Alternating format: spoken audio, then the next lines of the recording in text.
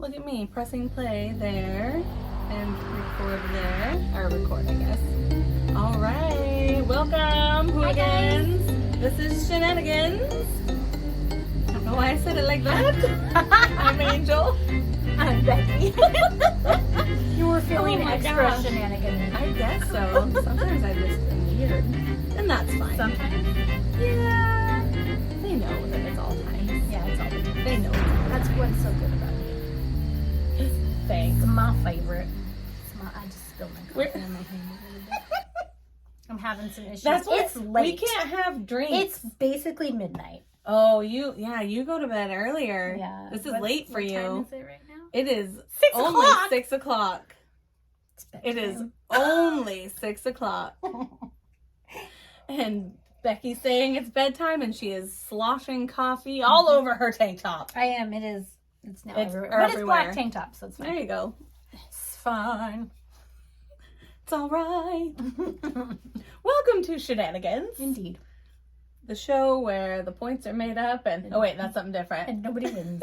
We were just talking about whose line is it anyway and how fun it would be to host a show like that. That show. That was like one of my favorites as a teenager. Yeah, that would be fun to be in it or to host it. Yeah. Or to do both. We'll do all parts. It'll be one of those low budget, awesome flicks that becomes popular for no reason, except for that we're awesome. Yeah, I was going to say, there'd be a reason we're awesome. Yeah, we're amazing. Amazing. Forget about it. That was great. Oh, yes.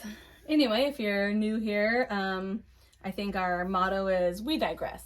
Indeed. Because that should be our merch. That should. We digress. We digress. There's so many things that I'm like, we should do this. And then I'm like, oh, wait, maybe not. I get super excited about all the things that come popping up in my mind. Yes, because we plan on doing big things, whether people listen or not. Yeah. I mean, I don't really care. They're big things for us. Yeah. Yeah. We're going to do fun things, and we're going to have fun, and it's going to be amazing. So you should join us now. Try not to yell at them. Like, reserving my... Yell at them, Angel. Yell at them. I won't do it, because I don't want it to spike out in their voices. Listen to us. We're funny. Yeah, we are. Yes. Yes, we are. And because this week we are covering something a little heavier, we have a special video for you that we've put up on our Facebook and hopefully YouTube if my friggin' videos will upload from my phone. It's been really particular. Remember when I sent you that picture? So it uploaded 3. Okay, I got the first 3 episodes up on the YouTubes. Mm-hmm. And then when it got to the 4th one, it kept like kind of uploading and then processing. And then it was stuck in the 30% for 24 hours. Oh, for goodness sake. And so I was like, okay, I'll cancel it and do it again. Same thing. And so then I did one more time and I just left it for like a day and a half. And it still would not upload. So I was like, ugh. So I might try cutting it in half. Maybe. Yeah. And then it'll be episode 4.1 and 4A and 4B. Yeah, 4A and 4B. That's what it was. 4.1. That's not a bad idea. Yeah. Because this will be episode 6. And so I want them on there. So finicky about it. It's just going from a phone to YouTube is a lot harder. You would think it would be not hard. Because it's just a video that you're uploading to. Maybe we should ask Will. Why is it harder to upload from the phone? Okay, you keep talking. I'll text him. Okay. I'll see what he says. Because it does seem like it shouldn't be as difficult, is what I'm thinking. And if Will knows as much as he claims to, he should know how to. Why is it harder to upload my video? He's gonna from my he's gonna answer from my phone to YouTube. Oh wait, not why is it harder? Why does it take longer? I'll go with that. Why does it take longer? Boop. So we'll see what he says. We'll come back to that. Anyway, we digress. Indeed. We were telling you that we have posted on our TikTok, maybe our YouTubes. Oh yeah, that one will be short. I can post it on there. Easy. Right. And on our Facebook page. Yeah.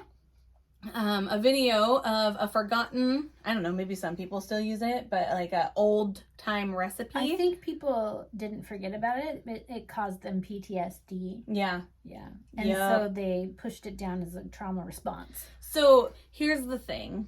It's called tomato aspic. Aspic. Aspic.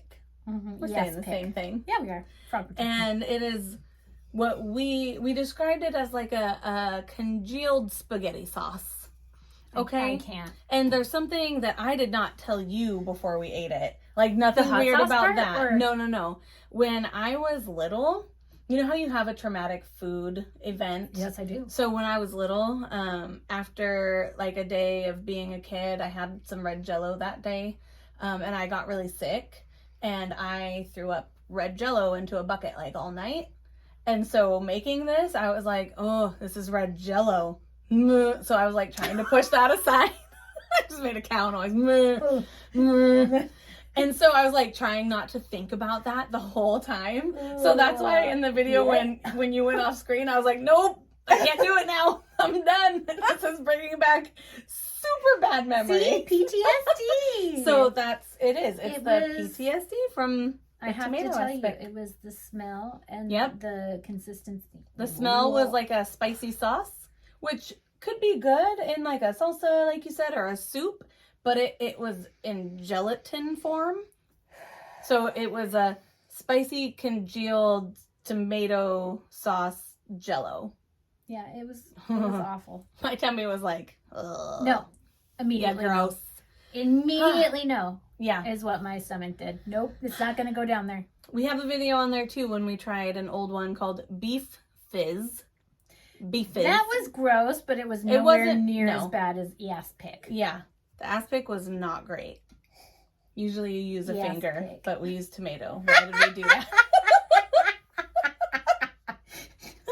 Oh my gosh. This is a dangerous video Danger topic. zone. Danger. Danger zone. Highway to the danger zone. Ow. Yeah. Yeah. You're welcome. Yeah. That was free concert. I know, right? Usually don't give those away for like a free. gift I from charge God or to sing. something. So yeah. Yep. It's a gift from above. Yup. But anyway, check that out on Facebook and on TikTok if you want to see our ratings for tomato. Aspic. Because we did not enjoy it. I just like going heavy on the enunciation. No, I couldn't tell Yeah. when we had the Should tomato. I have made it aspic? Yeah. You should see her face. If you are listening and not watching, you should go to the YouTubes if it'll allow me to upload it and watch her face at 7. It was probably like around 7:50 because she gets so excited to say it. We're gonna do it again here at 8:10. So at the tomato. Aspic. She's giggling like a schoolgirl. I love it. So good. The name is the only thing that made me want to try it. Well, and it's a super old recipe. I think when I was looking it up online, it said first documented in like 1352. Stop it. Right? History. How did they get it to congeal? Because, well, gelatin is boiled, meat, bones, Yes! and skin. So they had gelatin. Yeah. So you get your beef in there too, or whatever animal they used for the gelatin. Ugh. Anyway, so That's today why they died young. they're like, there's gotta be better food. I won't say anything. Nobody No, it's okay. I just like totally burped. Sorry, you guys. I'm sorry. But It's you have midnight. to understand, it's super late for Becky because she's been up since like 3 a.m. I don't know what time you get up. Way too early. What time then? You said no to 3. What was it? I woke up at 5. 5 o'clock a.m. That's gross. You're gross. You're a gross person. I am a gross person that wakes up early. Okay, but I don't think the burping was from being up for so long. I think it's residual it's still, from, yeah. It's still working its it's way from out. the tomato. And I didn't even, pick. There it is. So That's good. what it's from. Oh. Anyway, we wanted to have something lighthearted because It's gonna be heavy. Oh, it's a heavy day. So, we do true crime. We're going to do some haunted stuff, see if we can stir up some ghosts. Although I did have a nightmare that we did and it was not fun. But that's not going to happen. It'll be fine. I'll tell you about it later. Did you really? Because I did too. You did too? Oh no, Yeah. maybe we won't do a haunted one. Well, maybe we What should was just... yours? What was it?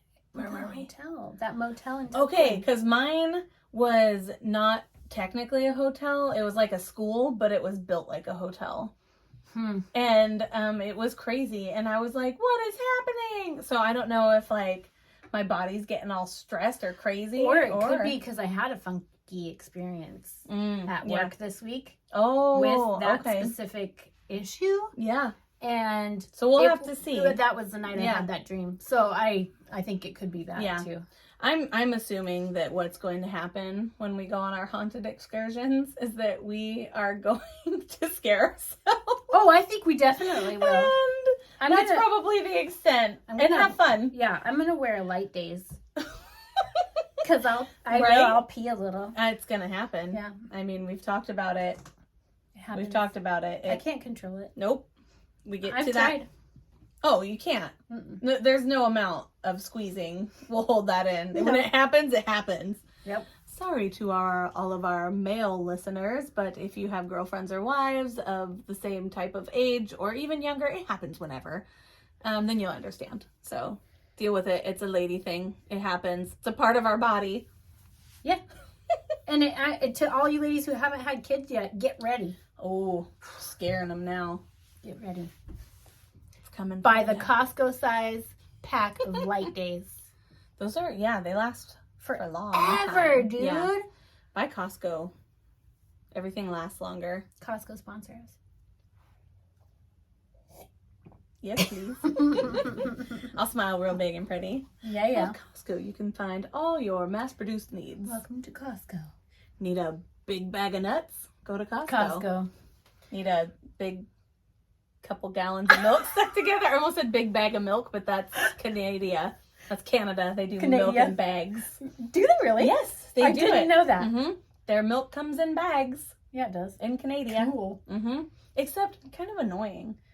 They were talking about it, like I watched a video and they're like, well, if you just cut the corner and then you put it in the pitcher like this, and I'm like, so you have to have a pitcher that you probably have to wash every time, and why do they do it like that? I don't know. Doesn't seem like a very functional situation. Space saving?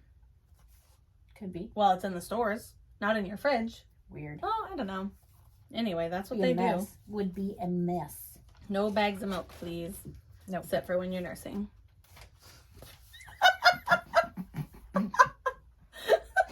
She tried not to laugh. I figured I'd just casually throw that in there.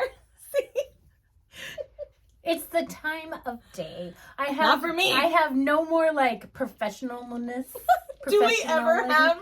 Wait, no, we did, because that one day you said semen like 100 times. I did. That's what I'm talking about. Like I said it 156,000 times, and I didn't laugh until the end when we talked about it. Yeah. But it was in the daytime. Now it's night. Okay, we've got an update from Will.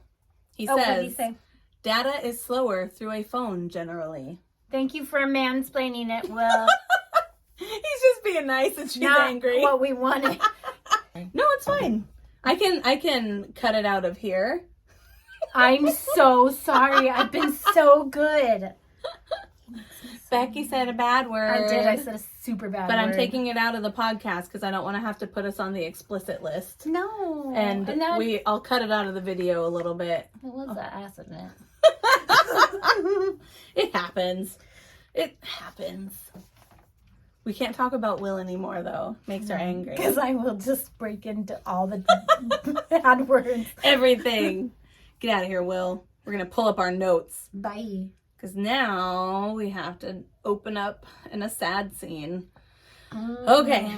So we have been doing stories from the early 1900s in the Grays Harbor area.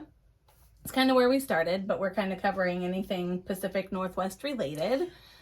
And not to interrupt you, but I did see a comment. Someone mentioned that this was in Grays Harbor, but I think we did make it clear we were doing Pacific Northwest. Yes, we are. Yeah. Yep. Okay. Yeah, I just wanted think to make because sure. we because we started on Because the we habit. started on the habit. It got a little confusing. Yeah, so that's why I was just going to say we're venturing from Grays Harbor, going up to Seattle. Yeah. The Seattle area. SeaTac. Which is also Pacific Northwest. Yep. Which is where we are, so that's where we're covering. Mm-hmm. And so we're going to open up with a day before we get into who this is, even though the title's on there, but you just bear with us here. So, July 1982, there were two boys riding their bikes over a bridge, and it was over Green River, hint, and they saw something down in the river, and curiosity got the better of them, and I bet you they regretted it real fast. If you see something that you think might be a mannequin, it's not a mannequin. Right? It's never a always mannequin. a dead body. It's never a mannequin. Trash bag, dead body. Mannequin, my dad used to go body. out of his way driving if there was a trash bag on the side of the road, and he'd go, is that a dead body? And he would, we'd literally be on a path, and he would take a detour to get to the dead body.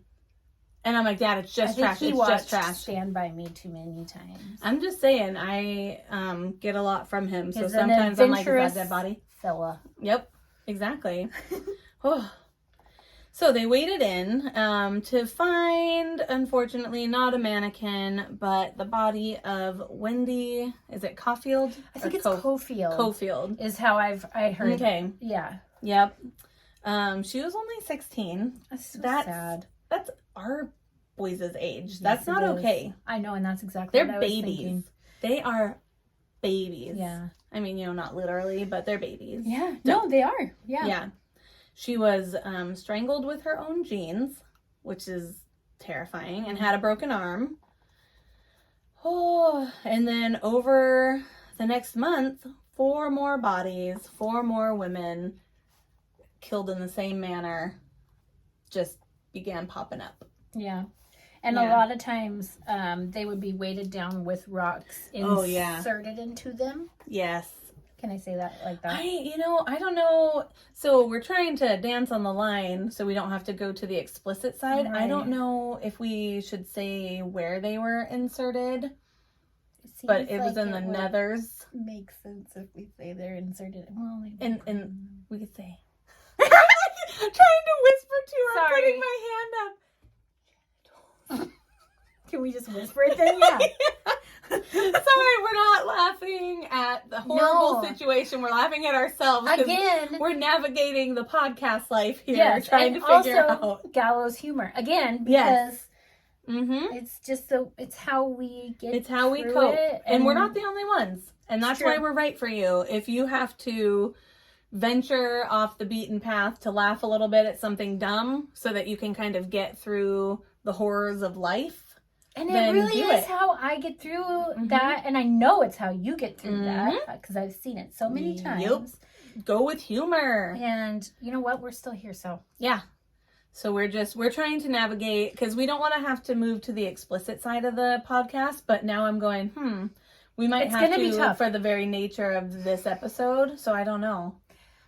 Well, they'll tell us. If that's the case, then they'll tell put us in the whole bit. Yeah, right. Yeah, we might just have to put an E next to this one for a couple little bits in here because this one's rough. So sorry, it's not going to be too damaging to your ears. We're trying to keep it classy, but this person was not classy. So there are some things. No, he was a sociopath. Yeah, for sure. Freaking psycho, man. Yeah. And the whole first cluster of victims, it was the same MO, modus operandi. They were found partially or all the way nude, all strangled. Yep. Yeah, some of them with rocks placed inside of them. So it can weigh them down. Like, you're disgusting. Yeah. You're gross. And that first cluster wasn't it Cynthia? Oh, yeah. So, let's see.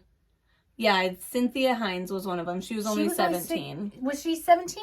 I saw 16. The info, okay, it could be either. Oh, I probably wrote it down wrong. I don't know. I think you're right, 17. Okay, so... And Opal Mills, she was 17. Yes, let me see. Opal Mills says 16 on mine. Oh, so I just inverted it. I think that's what I did. And then Marsha Chapman, who was in her 30s. Yes.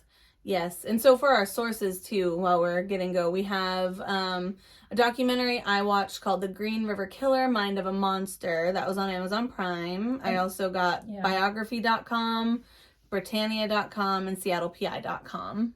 And I have The Sins of the Father, The Green River Killer, and that's on Tubi.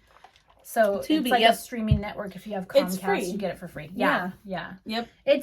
I almost watched that one, but we watched different ones, so I'll have to switch. Yeah, we'll have to switch. I'll watch the one you watched. I want you to be able to watch it for free.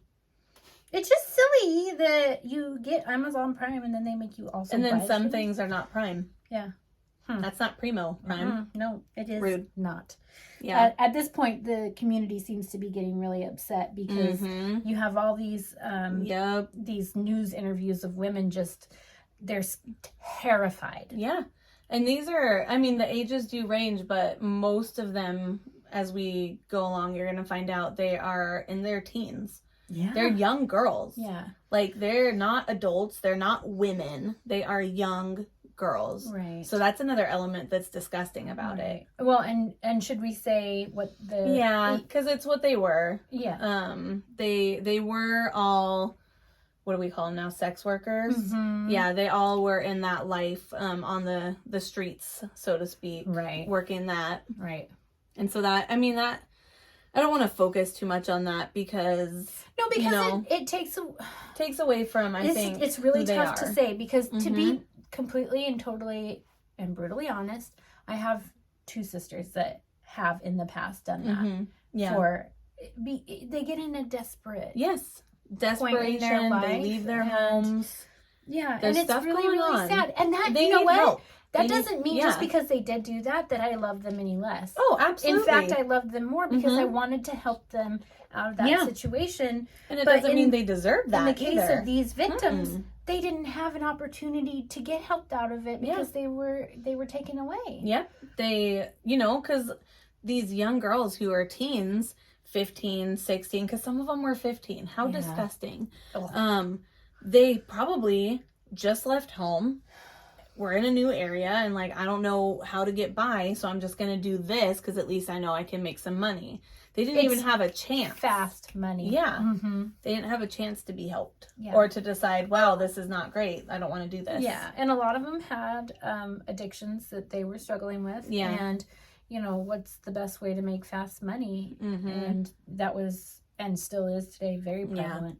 Very much. Well, one thing, too, that Wendy's sister said, because in the documentary I watched, her sister was in it. Her name's Patsy. Mm-hmm. When they were younger, their parents divorced. And Wendy, I don't know why, but she was put into state's care. Yes. So she was put there. Hear that. And she told her sister that Wendy did not believe that she would live past 18. Because she had that kind of fast lifestyle. So she already in her mind was like, well, I'm going to do all this and I'm not even going to live past there. But to not even have the chance, because when you're a teenager, you say dumb things. And I did see, and I did see the interview with her mom. I don't know if it was her adopted or foster mom. Okay. Or her real mom, but the woman that they interviewed said, unfortunately, she did see something like that happening. Same thing. Because of her lifestyle and it's unfortunate. But she's a teenager. She's gonna make mistakes. Yeah, she doesn't have the right mindset to know what it is to be an adult, and she's not done growing. Her brain's not done growing yet. No, she can't make those decisions. I tell my kids that all the time. Yeah. Mm-hmm. You don't need to make those decisions. Yeah. Let me help you. Yeah. Let's do this together because there's nothing that we can't fix together. Mm-hmm. There's nothing we can't make happen for you. Mm-hmm. Let's do this together because they're just kids. They're just kids. It feels like everybody in her life failed her. Yeah. And for a lot of these ones that were 15, 16, 17, same thing. But they still had people that loved them and cared about them. Maybe not all of them had families, but, over the years watching documentaries and stuff, the girls that are on the streets with them care about them. Very much so. Yeah, they're their own little community. And there was one little duo that they talk about, too, in this, that they were close. Right, exactly. Yeah. Oh, so sad. It is, and it's dumb. And the documentary that I watched covered a lot of his family life. So his ex-wife Marcia and his son Matthew. And they talk about how he loved to camp and swim in the Green River. He swam in the Green River. Oh, so lovely. Yeah, he swam in the Green River. Yeah, and then he would stop along the Green River with his ex-wife Marcia, and they would have couple times. That's the one. I've been watching Big Bang Theory. You. They'll have coitus. I love the Big Bang Theory. Sorry. That's what it is. Yeah. So he liked to do that. The killer. Yeah. We don't have to mention his name yet. I just don't want. We want to highlight like the women first. You know, as many of them as we can. There's so many. I don't think we're going to be able to honor all of them. We're just trying to. The number I think I heard was 49. That he was convicted. That he was convicted of. But he confessed to what, over 70? 70 or more. I've heard even as high as 80, and I was like, what? But he couldn't find them all because there were so many. And he was like, oh, I just kind of lost track. Oh yeah. Dude, listening to his seriously interviews was infuriating. Dude. Yes. I don't know how the detectives have the patience to sit and speak with people like that. He would be throat punched immediately and just locked away in a corner. I would be mean to him the whole interview. I would be like, "You're dumb." Yeah. We wouldn't be let in there. No, we wouldn't. We wouldn't be let in there. They'd be like, keep Angel and Becky out. Right? They're just going to be mean. They'd be like, well, and I'd be, shut up. You don't deserve to speak, peasant. Bah. Gary, get out. Gary. Yep. That's the dummy's name, too. Not sorry. Jerk. Freaking moron. I think he's still alive, right? He is. He's like 70. I hope you hear this, you old dirty, nasty guy. Something like that. And he's at Walla Walla. Didn't work there. Gross. Yeah. Gross. Yeah. The next victim that I have here was in September 1982. Are you about right there? Mm-hmm. Yep. Number 6, Giselle Lavorne. Right. Who was also only 17 years old. And she was missing for over 2 months when they found her. I can't even imagine. Yeah. And all these poor women, just the way he did it, because he said, I like to be behind them. He did say that. So when they're doing the deed, he wants to be behind so that he can then reach around and choke you. Right. And strangle you with waits until they're relaxed, as it were. Yes. And comfortable, relaxed. Yeah. Which is just you suck, it's heavy. It's a heavy subject to talk about. Yeah. It really, really is. Yeah. But it's what happened. Mm-hmm. Ay. It's what, it is. And it's the worst. It is. And my notes skip to September of 1983. Yep. Is that where yours are at? Yep. 18-year-old Marie Malvar, I think is how you say it. I think so. That sounds right. And this time there was a witness to it. That's right. Yeah, her boyfriend/pimp. Mm-hmm. And he actually followed the vehicle that he was in. Yes, because that was a common denominator, was a maroon truck. Mm-hmm. Right? He was driving that maroon truck. They say maroon, and sometimes they say red. Right. In the same documentary I watched, too, by the way. Right. So he tried following it, and then he ended up losing the vehicle. She doesn't come home the next day. Mm-hmm. He goes to her dad, and together they decide to look for her. And they do indeed locate that same truck that she got into the night before in front of his home, and they report it to the police. Yeah. Police send an officer to the home to speak with him, and in the documentary I watched, this police officer went to high school with Gary Ridgway. Oh. And so when he interviewed him, and he came off as some, nice white man, he's like, oh, okay, you didn't do anything? Oh, all right. Well, did you do it? No. Okay, bye. Okay, bye-bye. Thanks for your time. Sorry to inconvenience you. The interview went nowhere. Nowhere. Goodness. Yeah. No, you can't do that. Yeah, so then I think that takes us by the end of 1983, they recovered 13, right? That's what I have next, yeah. And then we have an additional 25. Yeah, they were still missing. That were just missing. They were gone. Oh, yeah. And the one thing that is connecting all the deaths is strangulation. Which is, unfortunately, it's a fetish that his ex-wife knew all too well and was what ended their marriage. Yeah. Because she was like, listen, I can't do this anymore. I don't want to have, it was rough. Yeah. Coitus. That's the one. Mm-hmm. And he wasn't having any of it. So she decided that she was going to end the marriage because she was scared. Yeah. It's a psycho. And she said that if she said no to him, he would get angry. Physical. Yeah. Yep. Yep. He would get mad. He would get physical, and that's not a kind of relationship you need to be in. No, it's just and not. She was really smart to get out of it when she did it. It was unfortunate that they shared a child. Yep. But he has a son. You know, kind of is what it is. Right. Nothing you can do about it now. No. Boo. The next one I have was May 8th of 1983. Do you have that on May? Yeah, I see it. Carol Ann Christensen. Yep. She was found in a wooded area south of Seattle with... Right. This one was really odd, and they do explain it fully at the end of the documentary that I watched. But she was found with an empty bottle of wine and fish laid across her body. She was dressed, but her clothes had been put on backwards.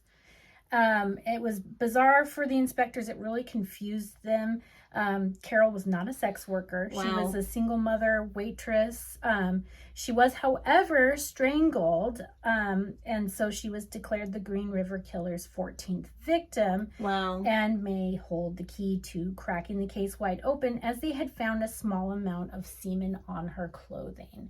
So they did have some evidence there. Although at the time, not the ability to connect it to one specific person. Yeah, absolutely. But they were smart to collect it. Very sad. Yeah. Very, it's a good thing that they got it, but dang. Yeah. But dang. Too bad they didn't have anything at the time, because this could have ended a lot of suffering. Yeah. And then I'm at April of 1984. Skip to because we kind of jump ahead there. Yeah, it's like he took a break for a little while, like I don't know. cooling off period, or they just didn't find them, because there's you could be very so many. Like and they he could have just go back to his victims. Right, he goes back to them, and then the other thing too is because he's chosen these outliers, these girls that there might be some that go unnoticed, unfortunately. It is because they don't have any kind of stability in the environment, because they are also moving on a lot too. Oh yeah. So they could be gone, but people aren't going to just jump and say, well, maybe they were murdered. They're going to say, well, they probably moved to a new location.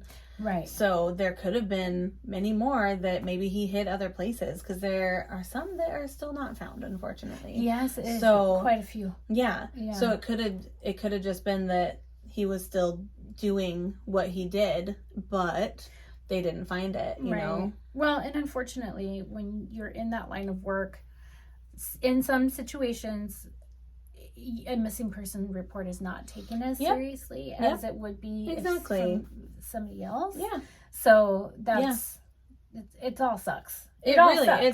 It's all the worst. Yeah. Yeah. And then April 1984, Bridget Meehan. Yeah. 8 months pregnant. Yeah, that's no, that's not okay. Yeah. Yeah. So by the end of 1984, the authorities had recovered a total of 27 bodies, and 14 women are still missing. Yeah. Yep. Oh my gosh, it's the worst. And then 1985, everything dies down. Yeah, just like that. It seems like he met someone. Oh, good old Judith. Judy. Good old Judy. Is it Judy or Julie? Judy.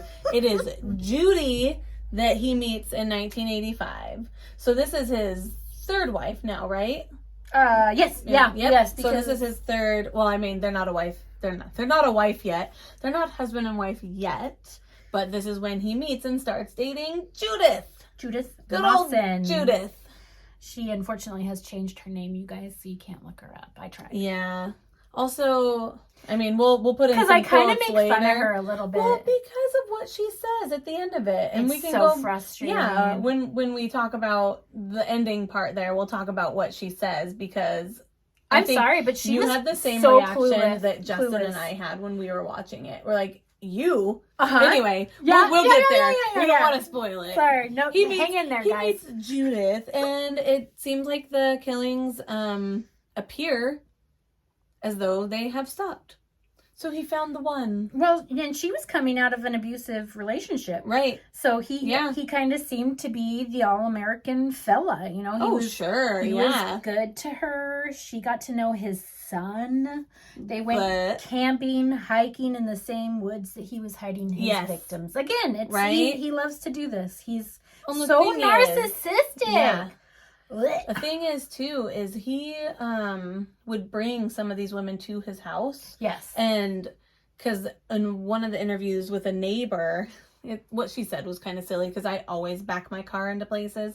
But she was like, he was always backing his truck in. I guess that was because of all the bodies. And I was like, I back my car in every day, and it's not because of bodies. It's because it's easier to get out. Yes, I pretty much do every day too. But it was just funny. Up my car. But he did. Gosh. He would back them up in his truck so he could bring them in their house. And then the other thing I wanted to say now that we're at a point where he's kind of stopped. Gary Ridgway, when he was doing all of this, he was aware of what he was doing because he was trying to get back at his mommy. Yes, he absolutely was. Oh my goodness. Yes, I read the article. Messed up relationship. Yes, about how he would wet the bed well into his teens and his mommy would clean him up. Clean his nether regions up. And so all the things he was trying to get back at his mother. It was like he was killing his mother. She was also abusive. Physically abusive. And she would do things like lay out in the backyard topless. Like you don't do that in front of your kids. So he it's called an Oedipus complex. Is that what it's called? Or Oedipus? I don't know where you're attracted to your mom. Ugh. No thanks. Gross. And so he was doing it maybe not even knowing that he was you think he knew? I don't know. Like the way he speaks. The interviews he doesn't talk about his mom at all. No, in his interviews, this jerk, he talks about God and how he'll have redemption, and I was like, the hell you will. Yeah, no. Sorry, I do believe in redemption. But not for that. Come on. I'm like, you have to knowingly turn yourself from it. And I don't know that he can. You know what I mean? Like, obviously, he can't do the things he was doing now, but I don't think he can show genuine remorse. Honestly, I think it's just... Had he not been caught, he likely would have done it again. Yeah, exactly. Yeah, he took however many years off, but they're cooling off periods for it. There's weird times. Yeah. Like, it'll be a weird number. Like, who was it? The original Night Stalker, as he went by. They found him because of those DNA tests that people take that get linked, and then his DNA was there, and they're like, this is the guy. Yeah. And so he was comfortably living in his little house with his people. Ugh, look up that story. The original Night Stalker. I don't remember what his name is. It's not Rodriguez, where they call him, or Ramirez, Richard Ramirez, where he's the Night Stalker. They call this other guy the original Night Stalker. I know, I can't remember it. Oh, the documentary was so sad. I'll Be Gone in the Dark. Yeah. I'll Be Gone in the Dark. You guys have to watch it. It's so good. And that one is about Richard Ramirez, the Night Stalker. Because this other guy was around at the same time. And that was about the Golden State Killer. Oh, it was? That one was? Yeah. Oh, okay. I got mine all lumped backwards. Yes, that one was Golden State Killer. Yeah. I was thinking of a different documentary that had Richard Ramirez. Yeah. But that one's the one with Patton Oswalt's wife. Yes, that was good. Who was so fantastic. Yeah. Yep. Oh, goodness. One of the quotes that he said, this came out of Gary Ridgway's mouth, I just loved killing women. Literally words he spoke. Watched it on an interview, and I was like, oh, there's a quote for you. I just loved killing women. You know, there's just this thought that keeps going in my head because he was in Vietnam, right? Oh. And he talks about, in the documentary that I watched, he talked about that being his first experience with prostitutes. Oh, right. Yes. And they would be over there and they were just lining up in the bars for these men. And but I find it an introduction. Terribly interesting that a lot of the serial killers that I have researched from this era, they all had experience in the Vietnam War or in other wars, World War II, and so the things that they saw and the things that they went through that traumatized them. You know, obviously there's other things that turned them into this, and they had deep-seated issues and stuff like that. But it does make you wonder. They saw all this, and so they thought it was okay? Well, yeah. Well, like we were just talking about Ramirez. His cousin showed him pictures of him. And didn't he kill his wife in front of him? Or and he didn't get time for it. So that is so messed up. What he learned from him is you can abuse women, you can rape women, you can kill women, and there are no consequences. Yeah. Because he had no consequences. He went, the cousin went, fought in a war, abused women over there, came back, abused his wife, ended up shooting his wife and killing her, and received no time. Wow. So he saw that and went, oh. Like, I just wish I could sit down with my dad and, like, ask him about his experience because he was in Vietnam. Yeah. Like, and he didn't come back a psycho. Tell me all the things. No, you don't want to know the things. No, none of the things. No, don't know the things. Don't know the things. I don't want to know the things. I just no. Because then... I know, yeah. Then you'll know the things. I would be traumatized. Yeah. I'm sure. Yep, absolutely. I just find it so terribly interesting. It's bad. I know. Yeah. Oh, he also said that he hates that all the bodies were being found because those were his possessions. Ew, what are you, 4-year-old boy? That's mine. I buried that there and you can't have it. Oh I can touch it, but you can't. Okay, that one's mine. Like, that's what I'm seeing, this child standing there going, no, that one's mine. You get your own. Mm. Like, this is a person. You can't own a person. So, yeah. But yeah, he would get mad because all the bodies were being found and those were his. Mm. Well, and all the while, they're still looking for this Marie Malvar. Oh, yeah. Mm-hmm. And, you know, they get a tip from that friend of hers. Can you remember her name? I don't remember her name. I don't, but is she the same woman who escaped? There was one that escaped and picked Gary out of a lineup. It might have been later and so down in my notes. Probably. Yeah. But oh no, yeah, because that's not till 1987. Right. Sorry, I skipped ahead. But there was a tip. They had a tip in the task force, and so they brought him in. The police brought Gary Ridgway in. They also discovered that he had been arrested for soliciting prostitute in 1982. Yep. And so when he came back, and when all the things happened, and when he's And so he was super cooperative with them and passed his polygraph. Right. They had him take a polygraph which I'm sorry, but I'm going to tell you right now that I think polygraphs are stupid. I think there are a lot of people that know their way around them. Also, I think he is just so far gone. He truly believed at the time. Oh yeah, he's fully justified it. No, he's fully justified it. That was my toy. So nothing's wrong here. I paid her, so she's mine. Oh my goodness! Right. So I'm to the Ted Bundy letter. Okay, yeah. Let's talk about that. Yeah. So the task force gets a letter from Ted Bundy saying, hey, I've got some helpful information here on your serial killer, and I could probably help you figure out or get closer to figuring out who it was. So the detectives fly down to Florida, and this piece of human garbage. Ted Bundy, we'll probably cover him too, because he was in our area. I mean, he was all over the place, but he was in our area Pacific too. Northwest, Colorado, but and then Florida. He ended up in Florida. Thank you, Florida. Psycho. For doing the right thing and putting him in jail and then making him be not alive anymore. Appreciate it. Now just learn how to make coffee. Yeah. If you could, that would be great. If you have time. Coffee is horrible. Seriously. So gross. Oh Yeah, so he gets these detectives down there in Florida, and he's telling them, I think that your killer is a necrophilia. Yep, necrophiliac. Which means that he likes to have coitus with unalive persons. No, a dead person. Yeah, we can say dead persons. Yeah. Oh, did you say unalive? I thought you said alive person. I figure we're probably past the point. We'll say dead persons, and if it tells us we need to change it, we will. Okay. So no dead problem. Persons. With the Got dead person. All right. Where are you at? Right, because Facebook sometimes bleeps out the word dead. Do they? Well, when I've listened to Bailey Sarian, they bleep out the M word. Murder. Muck duck. That's the one. Muck duck. Yeah.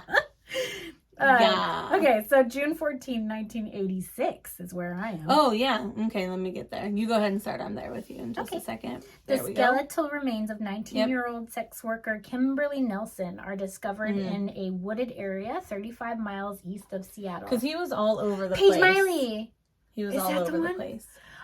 So Paige Miley, a friend of Kimberly's, tells detectives that after her friend disappeared, she was approached by a strange man in his mid-30s driving a maroon pickup truck. She was able to sit down with investigators and give a description of this man that led to what was the first comprehensive, usable sketch to be presented in this case. Right. And not long after the sketch is released, 20-year-old Rebecca Gard comes forward with a claim that a man picked her up, started assaulting her. She was, however, able to get away from this man and was able to ID his mugshot and vehicle. Yes. You go, girl. Right? Thank goodness. Yeah. And so based on 2 eyewitness accounts, authorities believe that they were able to narrow it down to 37-year-old divorced father Gary Ridgway. Yeah. Yeah.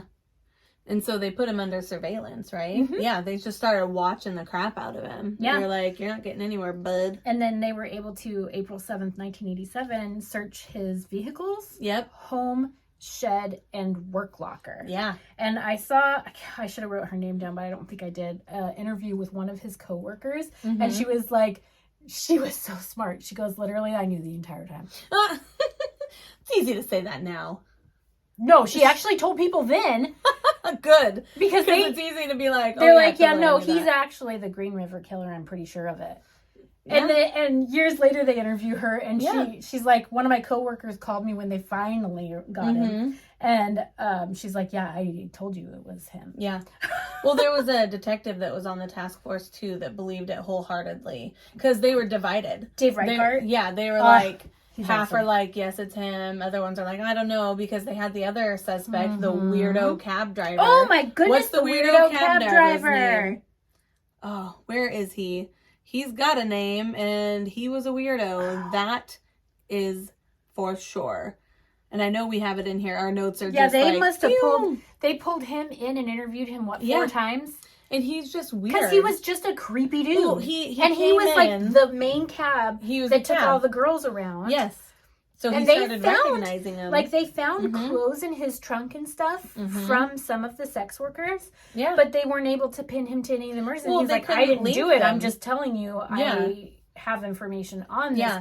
But he was so creepy looking. He was creepy, and he knew a lot of the girls because of his cabbing business. He had some of their clothes in the trunk.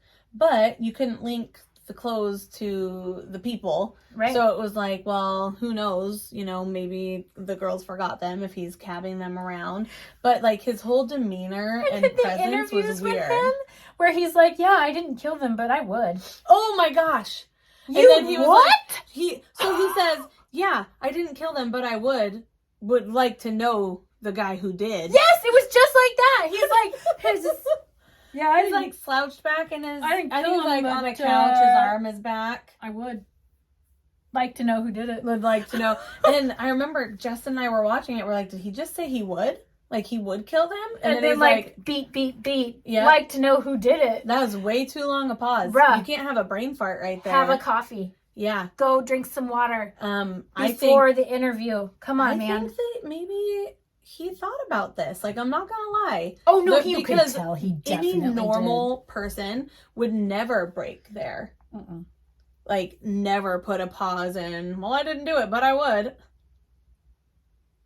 like to know who did it. It's like awkward. Okay, bruh. Awkward. Like, dude, quit it. So the news. You keep going on. I'll find his name and shout it out at some point. Do. Melvin Foster. Melvin. Oh, it even sounds creepy. I'm sorry. Don't name your Melvin. kids Melvin. It's not good. Melvin. Do you think that's Mel Gibson's full name? I don't know. Melvin Gibson. That parents mad at him. Name him Melvin Gibson. I'm so sorry. Sorry, Mel Gibson, if that's your real name. I like to think of him as a Melanie. Who? Melanie Gibson? Yeah. 100%. But pronounced differently, like Melanie. Maybe it's Melman. Melman. Yes, we're gonna go with Melman Gibson. Ooh, sorry. You're welcome. So, anyways, the news at this time, it has his son Matthew really confused. Yeah. Because he's always only known his father Gary as a good person, as a good dad. And nobody was more shocked than his girlfriend Judith. When she couldn't believe it when they were checking the home. Oh no, she was shocked. Like, they found nothing. No, they found absolutely nothing pointing to him as the killer of these like women. how did he bring, like, it was probably before Judith, but how did he bring them home and stuff and still, like, nothing? What did he do? I don't know. But at this point, 1 year later, and he marries Judith. Mm-hmm. 19 I don't know if I wrote the year down. But I don't remember the year. In 1989, the Green River Task Force disbanded. They had to. Yeah. As the investigation was going dry. Mm-hmm. Yep. It was a 6-year manhunt. It came to an end. People felt as though they'd never know who committed these atrocious crimes. Mm-hmm. Nearly 40 murders remained unsolved. Close to a decade passes without the discovery of any new bodies, but Detective Dave Reichart can't let it go. And in 1997, when he's elected sheriff, he reopens the case. And with DNA testing now being more advanced, the possibility of solving this case gets better and better. Right. And the thing is, too, they did search everything. They had him under surveillance for a time, and they just didn't find anything. But they had people who pointed him out, said it was him. He had priors in the area of sex workers and soliciting and stuff like that. But, and I have a story that goes with this, because it's like, how does he do this for so long without people knowing? You were saying that he had a police friend. Well, we got a call from someone, let's call her Veronica. Indeed. Veronica called me and talked to, right? Veronica, you know who you are. She's watching. She knows. She called us to tell us a story. And so her mom was an investigative reporter at the time. Okay? She didn't even give me the name. She just said mom. We'll call her mom Betty. For Betty and Veronica. Yes. So is there a boy name that goes with Betty and Veronica? Because the mom had a partner. Jughead. Okay, Jughead. So Betty. Did you ever read those comics? Not really. Nope. I loved them. Nope. Sorry. So Veronica called us. Her mom Betty was an investigative reporter, and Jughead was her partner. I think we might need to change that. I'm just gonna laugh the whole time. Mr. Head. That's what I used to call the horse, Mr. Ed. I'd call him Mr. Head. Mr. Head. Can we watch Mr. Head? Anyway, they were investigating a police chief at the time in the area. This police chief was kind of berserk because they were reporting him. She didn't say what they were trying to get him on, but they were kind of investigating him for something. And this chief got weird and one night entered Mr. Head's house into his bedroom with a gun and just stood there over him. Just to threaten him? Yeah. The guy woke up and was like, what the heck? And Mr. Police Chief there was like, holstered his gun and left. Like, okay, bye. So he basically just wanted to show his presence as a warning to keep his mouth shut? I guess. So then Mr. Head got lost real quick after that. He was done. He wasn't having it. So he left. Wow. He was gone for a while. No contact. Just he was like, okay, this is getting too real. It's getting... So, that was a dangerous time in the Pacific Northwest back then. Yeah. Wow. So this chief one day came to Betty and Veronica's house. And Betty, the mother, was gone. And Veronica was outside playing. But Betty had taught Veronica how to take messages, how to be descriptive in if anybody stops by. Mm-hmm. Police chief stopped by that the mother was investigating. And so Veronica gets his description and she asked, can I give my mom a message? And he said, yeah, tell him Mr. Head stopped by. So he came acting as the friend and said, like, he's being threatening on purpose. Right. And the reason I don't know the chief's name is because her mom never told her. She didn't want her to be... Oh, it's for the best, I'm sure. Yep. Yeah. So for her benefit, she never said anything.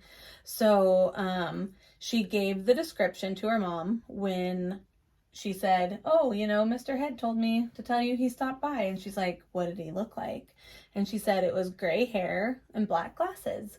And that is not what Mr. Head looks like. And so she knew instantly that it was the chief that she had been investigating. So she approached the task force because this person had ties to Gary Ridgway. And so she came in to the building, approached someone on the task force saying I needed to meet and saying, I don't think that the Green River Killer is working alone. I think he has somebody who's helping him get along, and it's this person. And the guy quickly was like, shh, he's upstairs. Like, got real quiet and pointed upward because the person she was talking about was working there upstairs at the time. And she was like, okay, bye. So that's my little bit of information. And you know what I find interesting about that is that in this documentary, they cover where the city police and the sheriff's office did not want to come together because they didn't get along. Yep. And so this all goes together. So I'm just saying, when she told me that, I was like, because if there were times where he wasn't getting caught or, police officers coming to his house and asking him, but they already know him and they're like, okay, bye. Interesting. Who knows? Maybe he did have somebody there who was helping. And I mean, I'm not going to accuse anybody or anything. Oh, no, because we don't know. This is just something that happened in this person's life. And when she found out, because we've been talking about how we're talking about the Green River Killer, she remembered, oh, this happened to me when I was a kid. And my mom was involved. So I need to tell them. So we had a nice phone chat. Mm-hmm. And it just is like, when I knew about this, I was like, what a small world we live in. What a small world we live in. Isn't that just... Yeah. So who knows if there was help or anything in that? If there was, he's keeping it under his hat. That's for sure. For sure. Yeah. Oh, goodness. Right? Okay, so my next thought here is 20 years after the discovery of the Green River Killer's first victim, Sheriff Dave Reichart is on the verge of cracking the deadliest cold case in American history. Dun, dun, dun. Wow. And he really does get fired up about it when you watch interviews with him. What a neat guy. In 2001, the DNA crime lab was able to match the semen found on one of the victims to a suspect, Gary, and I have effing Ridgway. Did you like that note? Yeah. And then barfy face. Barf emoji. And, when he's talking about this, the sheriff, he gets really emotional about it. Because it's upsetting to him that it took him this long. He was really hard on himself about that. They had him. Yeah. They had him nailed to the wall. They had witnesses. They were just lacking evidence. Like, non-circumstantial evidence, real evidence, because what they did have, they were unable to extract that evidence to pin it to him specifically. Absolutely. So on November 30th, 2001, after nearly 2 decades of terrorizing the Seattle region and captivating the nation, investigators quietly arrest Ridgway at his place of work. Okay, because he worked at this Kenworth factory for like 30 years, right? Yep. I mean, I know they do it quietly, but after all this time, I would be like, party poppers, Roman candles. What's up? You're going to jail, sucker. I know, right? Gotcha. We would be like, what if you go in with a fake giant check and tell him that he's in McMahon style? And it's like, you just want the rest of your life in prison. Boom. Jerk. Drop the check. Or like magic trick, it turns into handcuffs. Turn around, sucker. Pull this rabbit out of a hat, but no, it's handcuffs. Go to jail, sucker. So what does Sheriff Dave say to him? Oh yeah, do it. Can we say the word though? Might as well. We already said the other word. He says, "Gotcha, asshole." Literally, that's exactly what he said. Just like that. That's a direct quote. Just like that. So police obviously have to bring in Ridgway's son, Matthew, who's now 26-year-old Marine serving in California. And they bring him in for questioning. Listening to the tapes, you get a sense that this man is torn between a love for his father and the reality of what's going on and trying to accept it. He couldn't fathom this man that he knew and loved being responsible for these things. How could you? Especially as a kid. I mean, as a spouse, you might see... Because, you know, with his wife, that boy's mother, she saw that abusive side. Yeah. But I'm sure because the kid was so little, she did her best to, like, hide she did. That. Like, she did. She completely hid it from him. Yeah. He had no idea. He had a feeling one of the times he was with his father that something wasn't quite right, and it stuck with him for the rest of his life. And when he was brought in for the questioning, it kind of all came to him. Right. But it wasn't something that he, you know, to the extent. Yeah. My goodness. Yeah. Nope. And the next thing I have is his wife, Judith, is also in shock. Again, open your eyes, Judith. And so she says in an interview, it's like a brick wall dropped in front of me and I didn't know what to do. Everything just stopped. Oh, Get it together, Judith. Pull yourself up, Get it girl. together. Figure it out. Goodness. So yeah, then they go into trial and getting into the hearings and stuff. And at first, he pleads not guilty. It was stunned. Everyone in the court was stunned. Yeah. He was like, no, I didn't do it. Excuse me? We gotcha.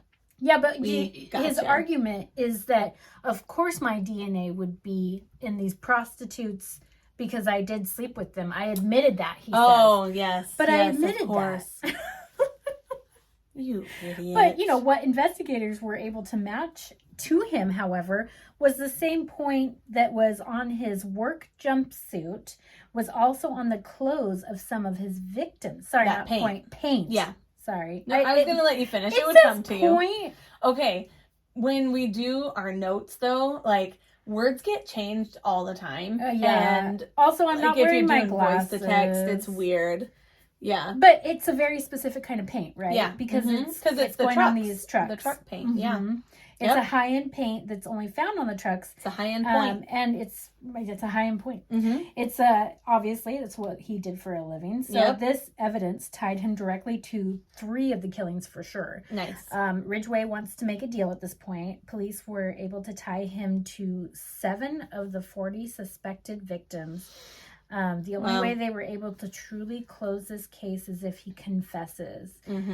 So we ended up making a deal with the devil, as Sheriff Dave says. Yeah, well, they had to so that they could find the bodies. Yep. Like, they wanted closure for those girls' families, and they had to work with him. Right. Because he's the only one who knows where they are and what happened. And a lot of the victims' families kind of, you know, said later on in interviews that it was something of a fair trade to get this man put away. Yeah, he's still off the streets, and they can hopefully, I mean, I know that it didn't bring closure to all of them, because there's still many out there that haven't been found. Right. But to the, I think it was like 49 that were, then That's good. So prosecutors tell him that if he will make a full confession, they won't push for the death penalty. Yep. Which, by the way, in an interview, Ridgway says that he's terrified of dying. Afraid of dying. He's scared of dying. So, like, seriously? And then I have the eye roll emoji. Yeah. Yeah, because that's when I heard that too. I was like, yeah, whatever. Like, you just killed all these women, but you're afraid of death. Yeah. What did you think was going to happen, You're not afraid Gary? to inflict death upon another person, but you're afraid to die yourself? You're a real piece of garbage. What if someone paid him some money, like threw money at him, and then just got behind him and strangled him? Would he be okay with that? Because they paid him, so he's theirs now. Yeah, it's true. Idiot. So now we are at Father's Day, 2003. Oh, right. Yep. And so the documentary follows detectives and Ridgway as they go to the sites of 3 of the victims. It could not... Watching him at these sites was the worst because he was like weirdly polite. It was like watching someone talk to their coworkers. How's it going? How's your day? But shut up, Gary. Like, actually get out, Gary. Yeah, one of the prosecutors was like, for a moment, I forgot who I was talking to. Like, I forgot for a second because of how kind he is, how polite he is to your face, that he is a mass murderer of all these women, that he strangled and killed all of them, that there's a dark side to him. But as he's talking to her, he's like, oh, here, do you need help with that? Oh, could somebody help me over this rail? Oh, hey, how's your day going? You know, it's so ironic or funny or whatever, I don't even know. But over my entire lifespan, any man that like kind of looked like this guy looks and talked to me like this guy talks, I immediately get a sick feeling in my stomach about whatever person this is talking. And a lot of times in what I used to do working in a grocery store, it would be these men coming in that I would have to give good customer service to. Yeah. But I'm like, it makes me sick to my stomach because I have a bad feeling about you and I'm pretty sure it's right. But you have to be nice to them. Yep. It reminds me of what's that neighbor from The Simpsons? Idaho Neighbors? What's that guy? Ned Flanders! Oh my gosh. He's got... In the documentary that I watched, they actually described him as Ned Flanders. He is. Yes. Like the mustache, everything. He seems super kind, but it's like he's got dark things going on. Dark. And that's what I'm talking about. Mediocre white men. Gross. You oh goodness. So November 5th, 2003.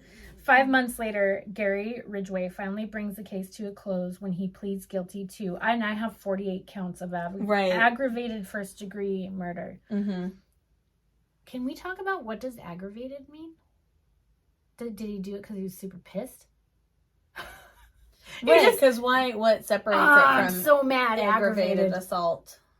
I don't know. Intent? Like, you know what? Because he did it on purpose. Yeah. It wasn't like... With malice of forethought. Yes. There we are. Okay. Yep. So, the next thing I have is, as his wife sits at home holding the hand of her best friend, she sees him plead guilty and thinks to herself, my God, he really is a killer. And that's how she said it too. Yeah. And I have, you think, Judith?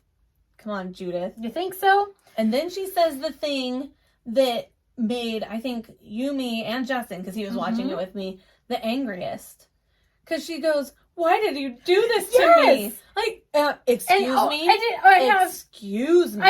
I think he did it to the victims, but whatever, I guess, a way to make you feel better about it or something like it's all about you, Judith. Said, why did he do this to me? Yeah, he definitely did it to you, Judith. I'm sorry, Judith. Are go you find a corner and cry. Under, like, a mound of dirt in the woods? Are you lost in the Green River dead? You're not. You're not. You're not. Like, it sucks.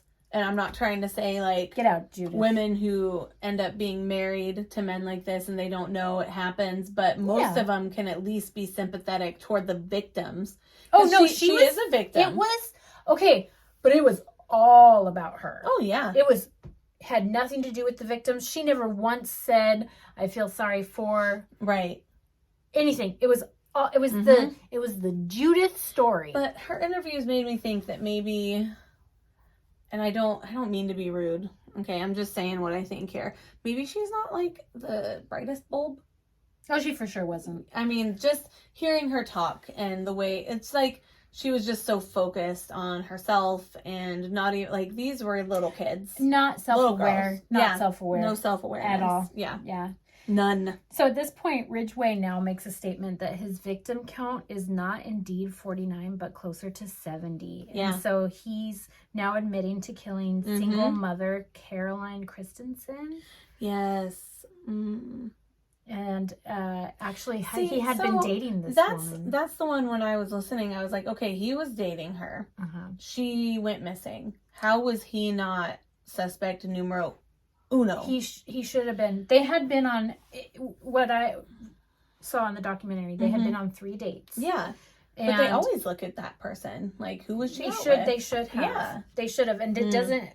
I don't know about your documentary, but in the one I watched, it doesn't say anything about him being a suspect at the time of her disappearance. Yeah, I don't remember it saying anything either. So I was like, seriously, guys, how, like, they always go for the boyfriend, whoever they're dating, the husband, because a lot of times it is. Yeah. And this is the one that he placed the fish on her body. He put her clothes on backwards. He had a That's wine so bottle. Weird. Do you know what he said, though? In the interview, when they said, why did you do that?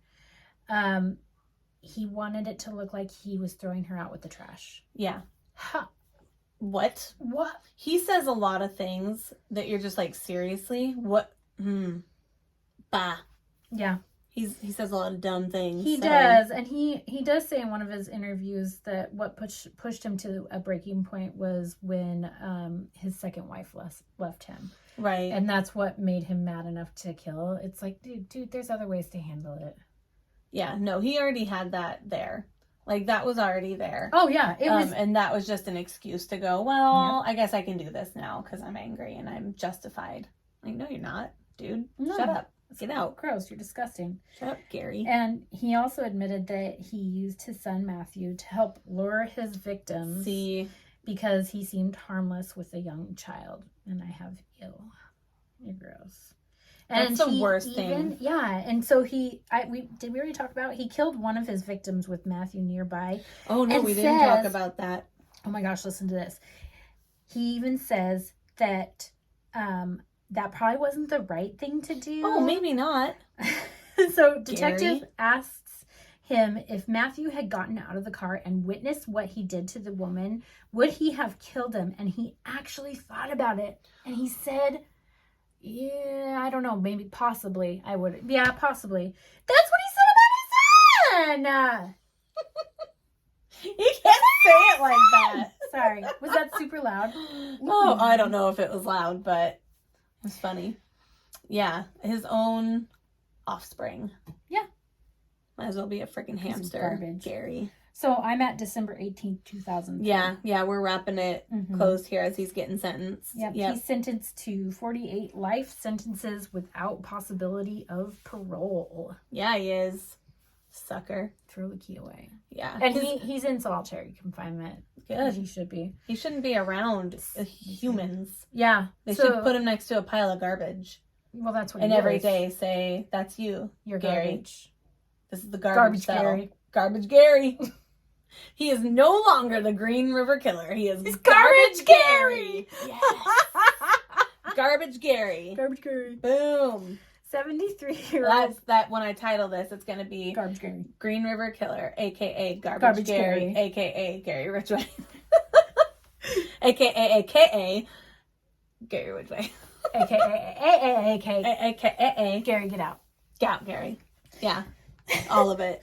Gary, get out. So the last thing I have is the 73-year-old serial killer continues to serve his many life sentences. No, you said contours. I corrected it in my own head. It's midnight. It's literally 7, but she's like, it's bedtime. Videos of contouring makeup. Welcome back to my YouTube channel. Garbage Gary here. Garbage Gary here. You know what makes a great mascara is an old banana peel. As soon as it turns black, it just gives off a great glow to your face.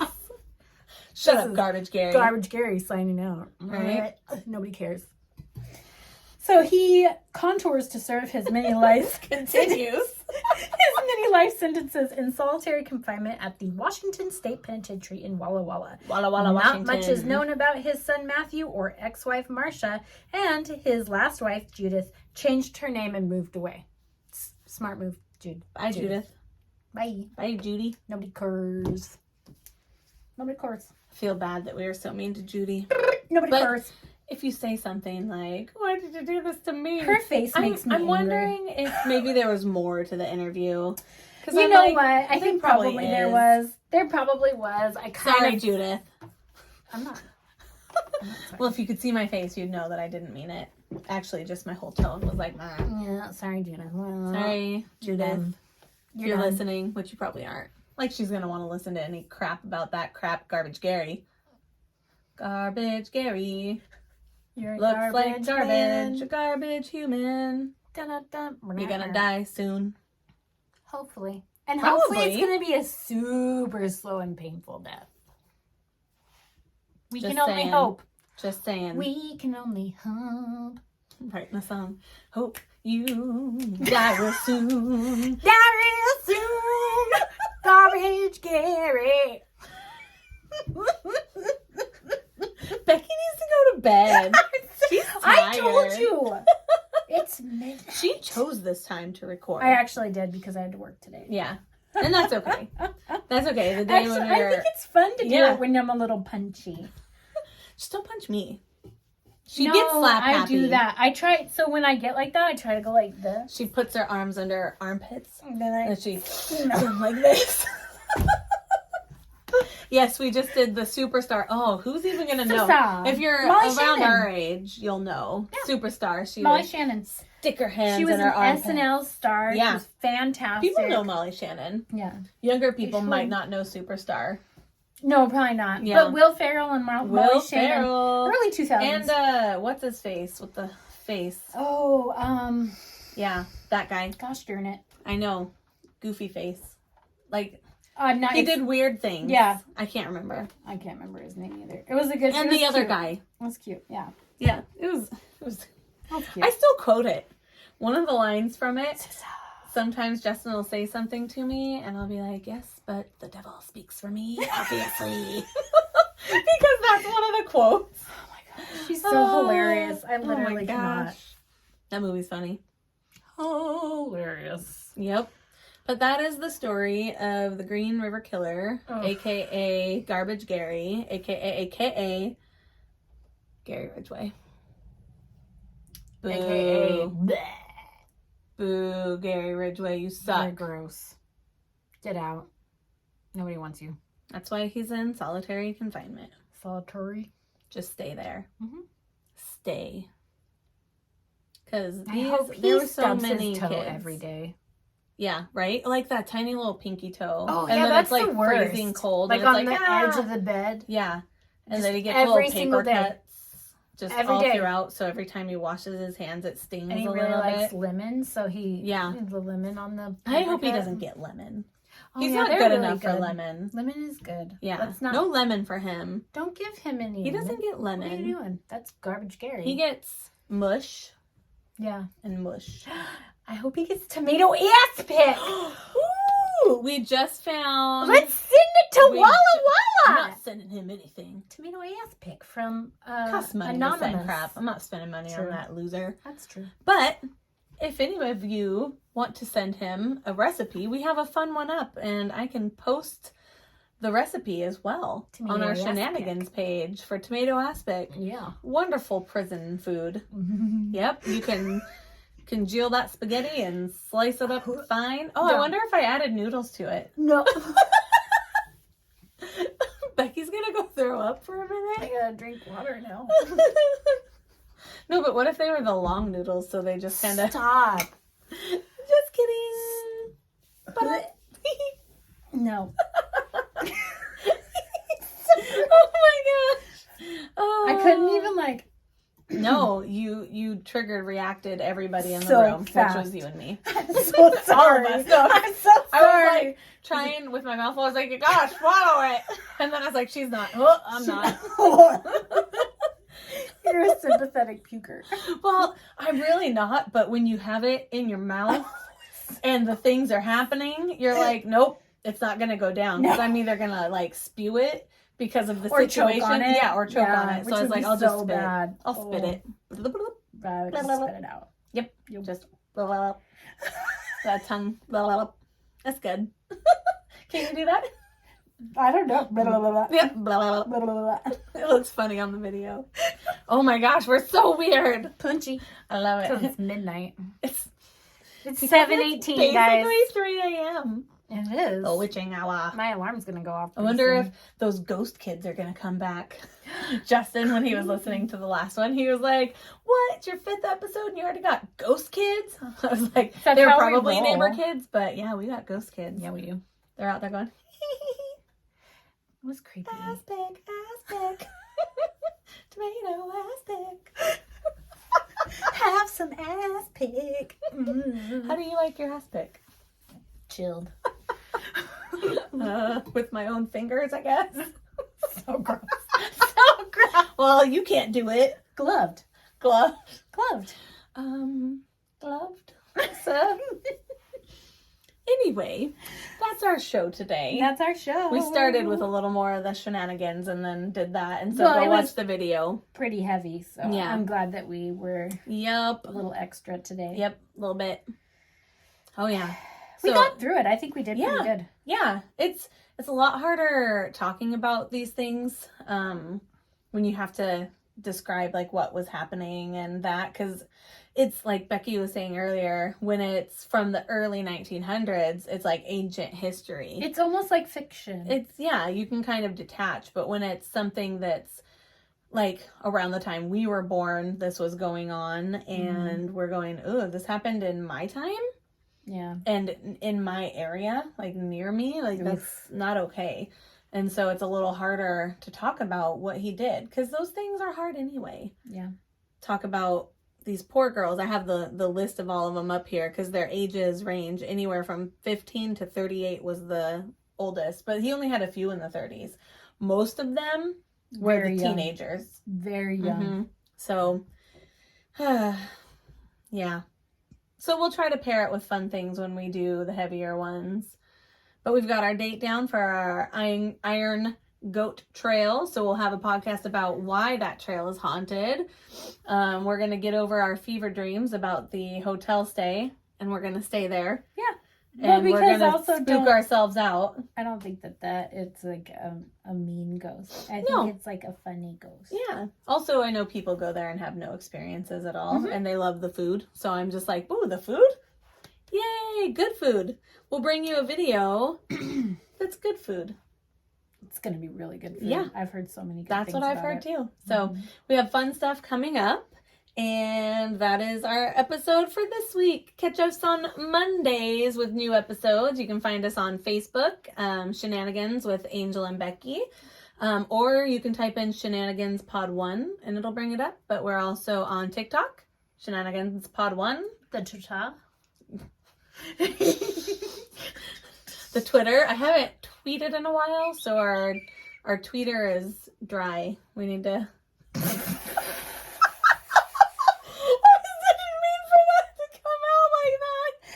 I just sprayed all of it. Well, now it's wet. Anyway, and on the Insta or the gram, what do they say now? I don't know what people call it. It changes every day. I don't even try to keep up anymore. I'm just gonna call it the Instagram, and on the YouTubes. On the YouTube. Shenanigans with Angel and Becky. Shenanigans Pod 1. Yeah, you can find us on all those platforms, and we'll share it all to our Facebook page all the time. Yep. So Facebook is where we're at. Yeah, that's where we live. We'll try to venture out, but it's what we know. It's what we know the most. So we try. And then of course our podcast is on Spotify and Anchor. And I swear I tried to get it on other things, and I'm still working on it. You're so smart though. We're getting I wouldn't it there. be able to do any of that. She can. You're the smart one. We're gonna learn together. We'll figure it out. Yep. Okay, and with that, my husband keeps texting me. I think there's stuff going on at home. I was like, oh yeah, we're tight actually. Feel bad that I made fun of her. Me and Judith. Judy or Julie. All right. right, and with that, we're gonna weirdly walk our way out of here, as we always do, because we never know how to say goodbye. No, we but don't. my husband keeps texting me, and now it says poop, and then it says butthole. He's trying Going to on get over my there, attention. Justin. Okay, I'm coming. Okay, bye. Bye, guys.